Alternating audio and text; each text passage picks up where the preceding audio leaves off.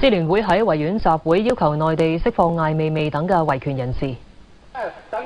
用1001張凳砌出中文籌字，紀念來自艾未未過往嘅藝術作品。支聯會形容呢一次係以行為藝術要求內地當局盡快釋放所有被囚嘅維權人士。大約100名泛民主派人士帶同艾未未、劉曉波等人士嘅噴漆肖像坐喺籌字嘅中間，象徵被囚禁。之後衝向四周，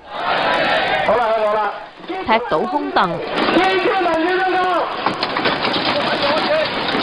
籌字被衝散之後變成英文字母 V， 意思係成功釋放維權人士，中國趨向民主。